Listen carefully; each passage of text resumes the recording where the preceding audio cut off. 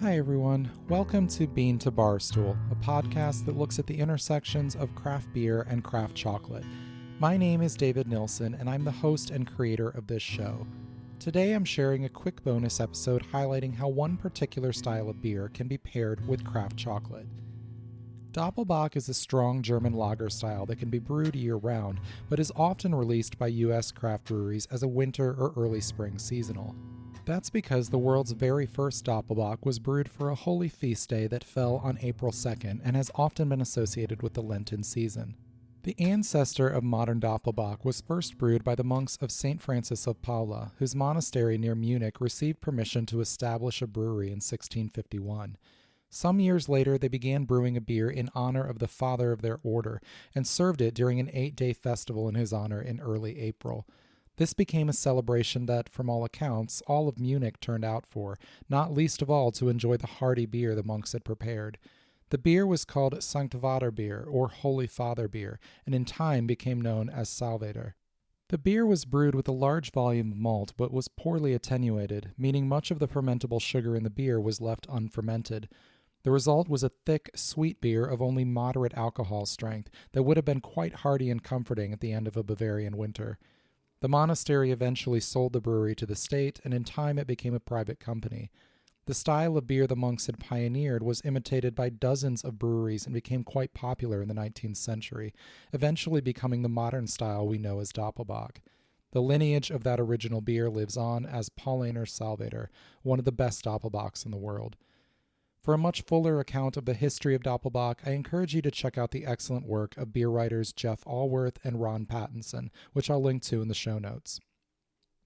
Doppelbocks today are much stronger than those early examples, generally coming in between 7 and 10% ABV.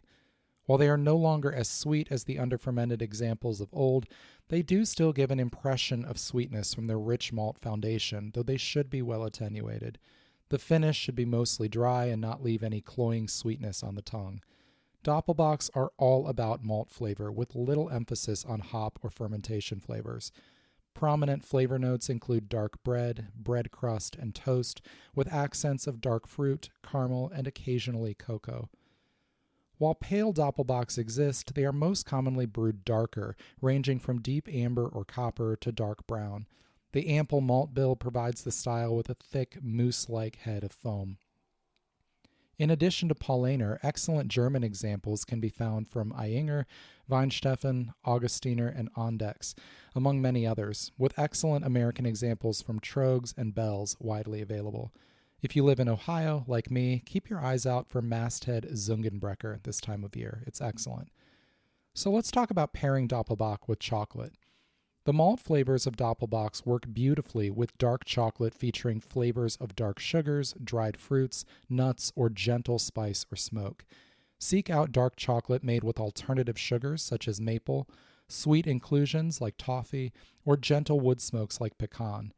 Single origin bars in the 70% range from origins with lower acidity and notes of spices, earthiness, nuts, dried fruits, or caramel or related flavors can work well, such as Bolivia, Uganda, or others. Because of their low hop bitterness and the presence of malt flavors our brains associate with sweetness, Doppelbocks can seem sweet, but in reality there isn't much residual sugar in well-made examples. Chocolates that have bold flavors or high acidity can cause harsh interactions because of this sensory bait and switch. Mild chocolates can get washed out by the style's high alcohol content and rich maltiness. Avoid white chocolate and plain milk chocolate, acidic or bold single origins, bold smoke or spice inclusions, or bright fruit inclusions.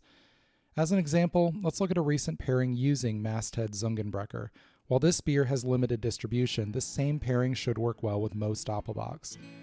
Zungenbrecher has notes of raisins and light caramel with unspiced sticky bun dough and dark bread dough, all in a dry body with minimal but noticeable hop bitterness to balance the malt. I paired it with Cantu's excellent Maple and Maris Fleur de Sel 60% dark chocolate bar. The resulting pairing was like maple drizzled figs on rich, crusty, lightly salted dark bread. In my Pairing Beer and Chocolate zine, which you can order from beantobarstool.com, I give pairing guidance like this for dozens of beer styles, helping you find great pairings for styles you might not expect to pair well with chocolate. The zine is 70 full-color pages and is the only printed guide to pairing craft beer and chocolate. The link to order is in the show notes. Thanks for listening. I hope you enjoyed this quick bonus episode of Bean to Barstool.